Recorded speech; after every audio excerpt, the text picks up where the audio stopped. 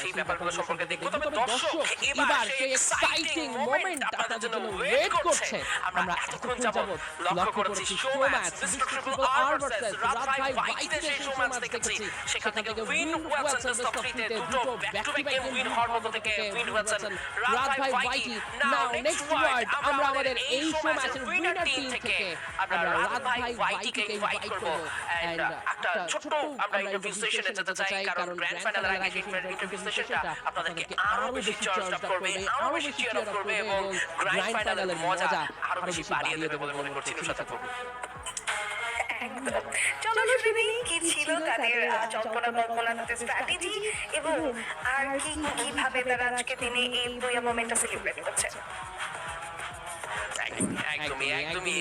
ইতিমধ্যেই কিন্তু আমাদের সামনে উপস্থিত রয়েছে রাত ভাই। হ্যালো রাত ভাই, welcome welcome welcome to this. আসসালামু আলাইকুম ভাই, কেমন আছেন? অনেক বেশি ভালো লাগা কাজ করছে। Thank you. ওয়ালাইকুম আসসালাম। অনেক বেশি ভালো লাগা কাজ করছে রাত ভাই, এবং বিশেষ করে শো ম্যাচের এই উইনিং মোমেন্টটুকু আপনি শুরুতেই অন্যান্য প্রশ্নের বাইরে থেকে গিয়ে প্রথমেই আপনি উইনিং মোমেন্ট দর্শকদেরকে কি বলতে চাচ্ছেন সেটাই আমার জানা থাকবে। যেহেতু উইন হয়েছি পরপর দুটো রাউন্ড, অবশ্যই তো ভালো লাগতেছে। দুটো ম্যাচে আমরা উইন হয়ে গেছি, ভালো তো লাগবে। লাগার বিষয় বিশেষ করে দর্শকরা কিন্তু হিউজ এনজয় করছে। আমি যতটুকু জানতে পারলাম এখন 90,000-এর উপরে নাকি আমাদের চ্যানেলে কি লাইভ ওয়াচিং ছিল। আমার তো শুনে অনেক ভালো লাগলো, জিনিসটা দেখেও ভালো লাগলো এবং কমেন্টসেও হিউজ সাপোর্ট চলতেছে। সবাইকে অনেক অনেক ধন্যবাদ এভাবে সাপোর্ট দেওয়ার জন্য। বাট ফোকাস তো আমাদের পরবর্তীটা। Exactly. Next focus is grand final champion for sure for Raat Bhai Vaiki. Congratulations. আসলে এই শো ম্যাচের উইন বলতেই হবে মিস্টার ট্রিপল আর এর এগেইনস্টে কম্পিটিশনটা সমানে হচ্ছে গেম নাম্বার 2 কালাহারিতে রাত ভাই, এবং সেই কম্পিটিশনটাতে আপনারাও কিন্তু আসলে টোটালি বলবো যে ঘাম ছড়ানো একটা পরিশ্রম আপনাদেরকে করতে হয়েছে। আদারওয়াইজ ওই লাস্ট ডিসাইডার রাউন্ডে যদি একটা ভুল হতো, একটা ভুল স্টেপ হতো, হয়তোবা আরো একটি গেম পর্যন্ত আপনাদেরকে যেতে হতেই পারত।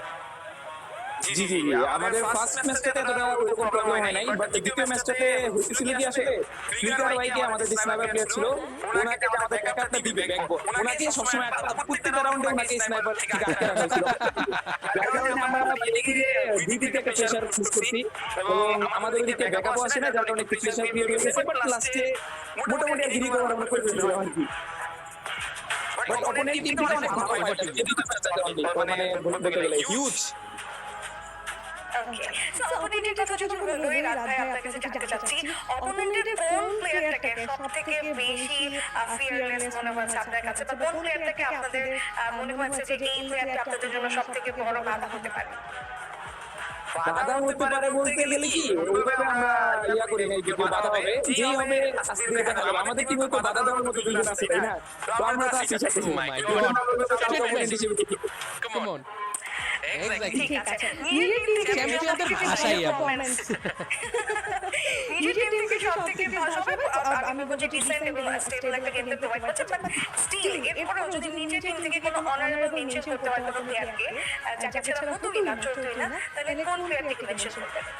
অবশ্যই তো শুভর নাম বলতে হবে। পরপর দুইটা ম্যাচে এমবিপি, যে মাইক দিছে শট রেঞ্জে, ফিগার বাই পজিশন নেওয়ার আগে দেখতেছি শুভ একাই মারতেছে। শুভ অনেক বেস্ট খেলছে এবং ধরে ধরে বুঝে খেলছে। তো শুভকে সবার আগে মেনশন দিতে হবে, দেন ফিগার বাই। আচ্ছা, আর এই যে কন্টেন্ট ক্রিয়েটর আপনি মানবে এত দুর্দান্ত খেলেন, এই যে ম্যাক্সিমাম নিয়ে একদম এনিমির মুখের উপর চেপে ধরা, এই ফিলিংটা আমাকে একটু বলুন, আমি শিখতে চাই যে ঠিক কিভাবে পয়েন্ট ব্ল্যাক রেঞ্জে এনিমির মুখের উপর ম্যাক্সিমাম চেপে ধরতে হয়। মিলি তো ওই যে ওয়ান শটে থাকে না, আমরা তো প্ল্যান করছিলাম ওয়ান শটে নিয়ে খেলতে হবে। বাট তারপরে জিনিসটা তখন জানতে পারলাম যে ওয়ান শটে এরকম ভাবে পাওয়া যাবে না, একটা 50-50 চান্স বা প্রথম রাউন্ডে র্যান্ডমে তো থাকেই না বেশি। তো যার কারণে পরে ভাবলাম যে শটগান চলবে না, তাহলে তো ম্যাক্স 7 ছাড়া ভরসা নাই, জানা মারতে হবে। ওর মধ্যে যে লোটা ওদের যে ক্যামেরার অপশন আছে এটা ইউজ করে তো একদম পুরো ভালোই মাইরেছি। And also আরেকটা question আমার কাছে আছে, সেটা হচ্ছে এই যে character skill গুলো, I mean active skill গুলো, যেমন আপনাকে ইংলিশ নিয়ে খেলতে দেখা গিয়েছে, হ্যাঁ? তো এই character skill গুলো আসলে কিভাবে decide করলেন এবং এই combinationটা সাজানোর জন্য আপনি ইংলিশই কেন pick করলেন আমাকে একটু ইংলিশ পিক করার কারণ হচ্ছে, এটা সত্য বলতে এর আগের বার যখন এফএডব্লিউ ছিল ওখানে আমরা সিএসএ ইংলিশের কারণে বাজেভাবে কিছু প্রেশার খেয়েছিলাম, ইভানকে বাদ করার যে ম্যাচটা ছিল, তো ওখান থেকে জিনিসটা আমি ইংলিশ দিয়ে অনেক ভালো কিছু করা যায়, যেমন স্কিল ব্লক আছে, স্কিল ব্লকে ফোকাস কিছু মানুষের ব্লক দেওয়া যাবে, বাট সামনে থেকে ইংলিশকে আমি ইউজ করি কিছু কিছু সিচুয়েশনে। বিশেষ করে যদি আমি দ্বিতীয় ম্যাচের কথা বলি, আমি ড্রপে থেকে আমরা ড্রপ ম্যাচ করছিলাম, যার কারণে আমাদের এক্সট্রা ক্যারেক্টার ছিল রাইডেন। রাইডেন সম্পর্কে তো আপনারা জানেনই, জয় পাই। এখন বিষয়টা হচ্ছে আমি ইংলিশটা ইউজ করে এনিমির জোশ নষ্ট করছি প্রথমে, দেন রাইডেন ফাইসের কাছে যেই থাকছে কেউ না কেউ আমার আকর্ষণ কালো কিছু দিচ্ছে, এই জিনিসটা আমাদের প্ল্যান ছিল নিয়ে নিয়েছে। এক্স্যাক্টলি, আমি মনে করি যে আসলে বাংলাদেশের কন্টেন্ট ক্রিয়েটরদের মধ্যে আসলে বিশেষ করে এই ইগনিস এবং এই রাইডেন ট্যাকটিকে স্পেশালি আসলে দর্শকদের মধ্যে একটা বিরাট জায়গা তৈরি করেছে যে এটা রাত ভাই ক্যারেক্টার, এটা বাংলাদেশ টপ 1 ক্যারেক্টার। সো ক্যারেক্টারটার নামটাই এভাবে নামকরণ হয়ে গেছে একটা ডিফারেন্ট একটা কমিউনিটিতে। So yup, thank you so much রাত ভাই। আমরা পরবর্তীতে আরো বেশ কিছু মুহূর্ত একসঙ্গে সাক্ষী হব এবং শুভকামনা আপনারা সহ দলের বাকি প্লেয়ারদের জন্য এবং ওভারঅল এই গ্র্যান্ড ফাইনালে দলের জন্য রাখতে চাই। আমরা খুব দ্রুতই আমাদের গ্র্যান্ড ফাইনাল চ্যাম্পিয়ন্স ফর্মেটের দিকে ফিরবো। অসংখ্য ধন্যবাদ আমাদের সঙ্গে গেস্ট হিসেবে যুক্ত থাকার জন্য রাত ভাই। সবকে ধন্যবাদ, আপনাদের দুজনকে ধন্যবাদ, সাপোর্ট দিয়ে থাকেন, আসল খেলাটা ফাইনালি হবে।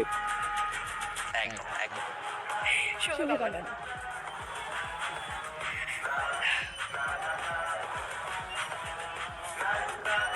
দর্শক, কি দারুণ কিছু tactical move, tips and tricks আমাদের সাথে শেয়ার করলেন এই জায়গাটাতে রাত ভাই। কংগ্রাচুলেশনস এগেইন দলটিকে, আর আশা করছি তারা ব্যাটল রয়্যাল মোডেও ঠিক এইরকমই স্পৃহা, এইরকম উদ্যমী একটা পারফরমেন্স আমাদেরকে দেখাবে।